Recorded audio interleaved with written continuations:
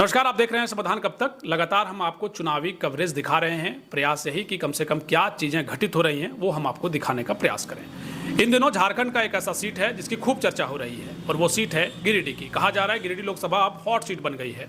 1 मई से जिस तरीके से लगातार गिरिडीह सीट की चर्चा हो रही है, आप खूब मीडिया में देख रहे होंगे, चाहे अखबार के पन्ने हो, चाहे सोशल मीडिया हो, चाहे इलेक्ट्रॉनिक मीडिया हो, लगातार गिरिडीह लोकसभा को लेकर चर्चा हो रही है। चर्चा की वजह जयराम है। 1 मई को जब वो अपना नामांकन दर्ज कराने जाते हैं, पुलिस गिरफ्तार करने पहुंचती है रांची के एक केस के मामले में, और जनसभा को लेकर और जनसभा में हुए घटना को लेकर तमाम वो तस्वीरें आपने हमारे चैनल के जरिए या अन्य चैनलों के जरिए देखी होगी। अब जयराम को बेल मिल गई है, जिसके बाद से अब जयराम के समर्थक या जेल कैंप के जो कार्यकर्ता हैं उसमें ज़बरदस्त उत्साह देखा जा रहा है। ये अब तस्वीरें साफ हो गई है कि जयराम महतो अब चुनावी मैदान में रहेंगे। उनका ना नामांकन रद्द हुआ है, ना अब वो चुनाव से बाहर है, यानी गिरिडीह लोकसभा से जयराम महतो अब चुनाव लड़ते नजर आएंगे। हालांकि कोर्ट ने उन्हें पीड़क कार्रवाई करने से रोक लगा दी है, यानी अब जयराम महतो लोगों के बीच नजर आएंगे, चुनावी कैंपेनिंग करेंगे। लेकिन उससे पहले उनके जो साथी हैं, उनके जो कार्यकर्ता हैं और उनके जो पदाधिकारी हैं उनके पार्टी के, वो लगातार लोगों के बीच जा रहे हैं, कैंपेनिंग कर रहे हैं। और इसी सिलसिले में आज हम तमाम चीज़ों को लेकर के बातचीत करेंगे मोतीलाल महतो से, जो इस जेएलके पार्टी के वरीय उपाध्यक्ष हैं, साथ ही पार्टी के चाणक्य कहे जाते हैं। मोतीलाल महतो पहली बार 1 मई के बाद आज हमारे कैमरे पर आएंगे, यानी एक तरीके से इस कैमरे के जरिए आप उनके ऑडियो रिकॉर्डिंग ही सुन पाएंगे। उनसे हमारी फ़ोन कॉल के जरिए बातचीत हुई है। जल्द ही उनके सामने भी हम आपको लाएंगे। बहुत सारे सवाल हालांकि और भी पूछने हैं, ग्राउंड लेवल पर भी जाना है, जयराम से भी बातचीत करानी है, कई ऐसे पदाधिकारी उनसे भी बातचीत करानी है। ये हम समझते हैं कि आप भी कई ऐसे खबर हैं जो अभी तक आप लोगों के बीच आए नहीं हैं, उन खबरों को भी हम लाने का प्रयास करेंगे। लेकिन फिलहाल हम मोतीलाल महतो से जुड़ते हैं, उनसे जानकारी लेने का प्रयास करते हैं कि अभी उनके पार्टी में क्या चल रहा है, जयराम को लेकर के किस तरह की जो तैयारी है वो की गई है और क्या उनके टीम की अगली रणनीति है। ये मोतीलाल महतो से जुड़ते हैं। जोहर जोहर जोहर। अब तो आपको स्पष्ट हो गए कि जयराम महतो चुनाव लड़ने जा रहे हैं। कई तरह की चुनौतियां 1 मई से देखी गई। कैसी परिस्थिति अभी चल रही है आपकी टीम में? कोई परिस्थिति नहीं है। जो नामांकन की जो कश्मकश थी वो पूरा तरह से क्लियर होगा, स्पष्ट हो चुका है कि टाइगर जयराम महतो गिरिडीह लोकसभा से चुनाव लड़ रहे हैं। तो उसकी तैयारी पे हम लोग अभी भी मीटिंग ही कर रहे हैं। मीटिंग का दौर जारी है। कहा गया कि पीड़क जो कार्रवाई है वो नहीं की जाएगी। उससे पहले कई तरह के कयास लगाए गए। पूजा महतो ने भी नामांकन दर्ज किया। ये जो परिस्थितियां थी, ये क्या पहले से ये तैयारी की गई थी कि अगर जयराम महतो चुनाव नहीं लड़ सकेंगे तो शायद कोई और कैंडिडेट जो है सो चुनावी मैदान में होगा? नहीं, ये पहले से तैयारी नहीं थी। ये परिस्थितियां वैसा बनने लगी कि नामांकन जैसे दबाव बनाया जाने लगा प्रशासन की ओर से। पर ऐसा प्रावधान नहीं है निर्वाचन आयोग में कहीं कि आपको अगर कहीं कस्टडी है तो आपका निर्वाचन जो नामांकन है रद्द कर दिया जाएगा। ये हम लोग को शायद डराने के लिए या फिर किसी तरह का षड्यंत्र करने के लिए किया गया था। तो परिस्थितियां उस तरह से उत्पन्न हुई तो हम लोगों ने सोचा क्यों ना एक बैकअप प्लान बनाया जाए तुरंत, और ये तुरंत बैकअप प्लान बना था। ऐसा कोई पहले से प्लान नहीं था। तो अब क्या लग रहा है, पहले से ज़्यादा जो है लोगों में चूंकि सहानुभूति जाएगा कि नहीं जयराम महतो के साथ गलत हुआ और तमाम जो चीज़ें हैं वो आप लोगों के पक्ष में खड़ी दिखाई देंगे? क्या लग रहा है, पहले से ज़्यादा आप लोग मजबूत रहेंगे या फिर और भी चुनौतियां बढ़ जाएंगी आप लोगों के लिए? देखिए दादा, 24 साल का झारखंड है, हमेशा से दर्द पीड़ा यो दंश झेला है, षड्यंत्र को देखा है। और इस टाइम में भी टाइगर जयराम महतो के साथ 1 तारीख को क्या हुआ ये सभी पूरा झारखंड ने देखा और पूरा देश ने भी देखा कि टाइगर जयराम महतो के साथ क्या हुआ। तो कहीं ना कहीं तो सिंपैथी गेन हमारे साथ आई है, लोग हमारे साथ और भी कनेक्ट हुए हैं। आप देखे होंगे कि 1 तारीख से लगातार 6 तारीख तक सोशल मीडिया में केवल एक ही नाम छाया हुआ था, केवल टाइगर जयराम महतो, टाइगर जयराम महतो। कहाँ है, क्या हुआ, क्या हो रहा है, केवल Tiger Jairam Mahato. Social media से लेकर एकदम मैदानी क्षेत्र तक इतने बड़े एनडीए गठबंधन के जो अभी के वर्तमान प्रधानमंत्री कह सकते हैं नरेंद्र मोदी जी, वो भी आए, पता राज्य आए, 3 दिन रहे, चले गए, पता भी नहीं चला।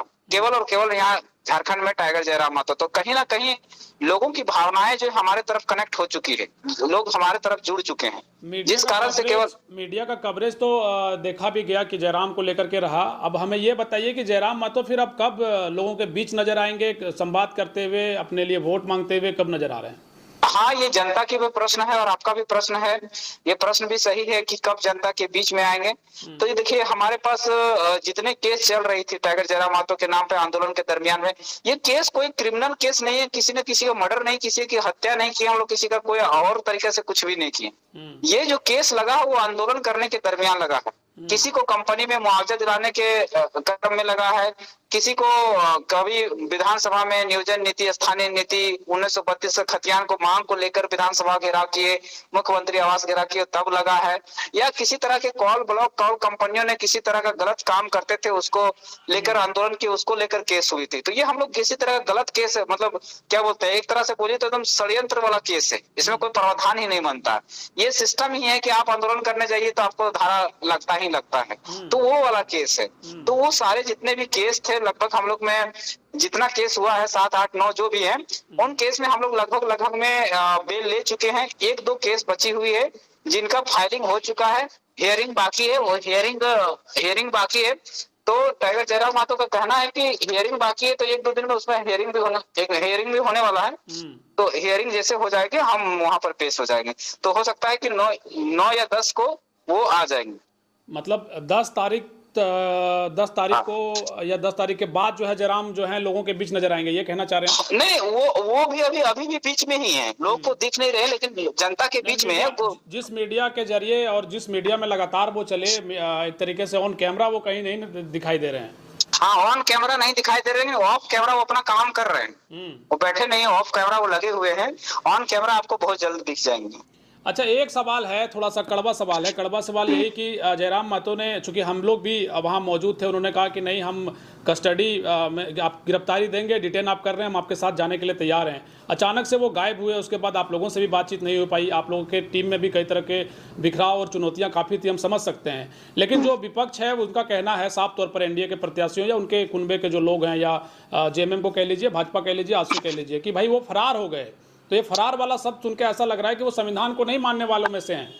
नहीं, ये सवाल अच्छा है, आपका सवाल अच्छा है। और जिनकी जैसी सोच है, जब भागने की बात आती है, चाहे फरार होने की बात आती है, तो पहला बात तो जयराम महतो की तरफ से बोलेंगे। उन्होंने क्या किया? उन्होंने कहा कि हम जनता के साथ हैं। अगर जनता पुलिस कस्टडी में लेने आई है तो हम उसका समर्थन देने के लिए तैयार हैं। पर हम पुलिस जो लेने आई है उससे हम एक सवाल केवल करते हैं, क्या ये लीगल तरीके से नोटिस भेजकर लिया जा रहा है हमें कस्टडी में? लीगल है? तो उन्होंने अपने वकील से पूछा तो बोला नहीं, लीगल नहीं है। क्यों लीगल नहीं है? क्योंकि कभी भी किसी भी दोषी को गिरफ्तार करना चाहते हैं तो सबसे पहले 41A का नोटिस भेजना पड़ता है।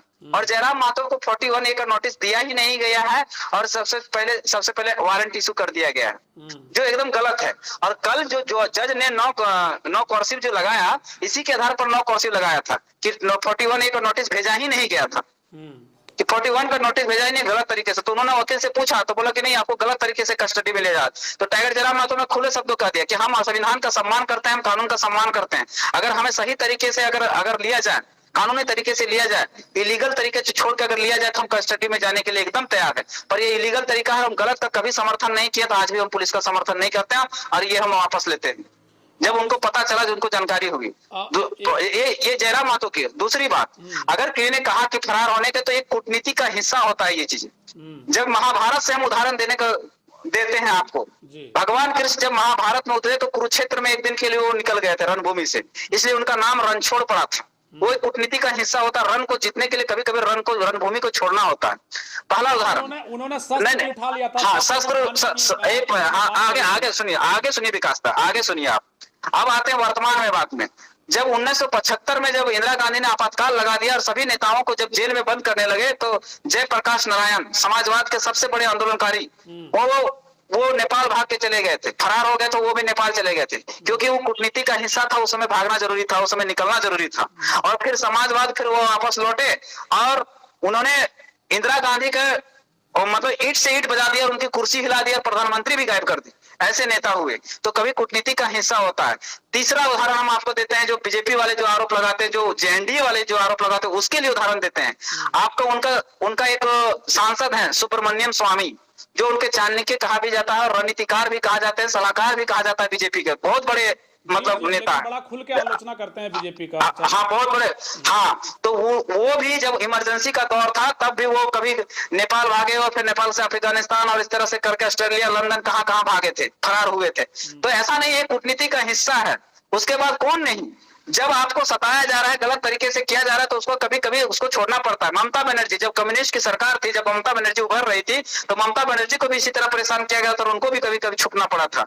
मायावती जब ये मुलायम सिंह यादव की जब सरकार थी, तो मुलायम सिंह यादव ने उसको वहां पर गेस्ट हाउस कांड में उनको भी छुप के भागना पड़ा था। और मायावती कहाँ चली, कहाँ तक सफर की।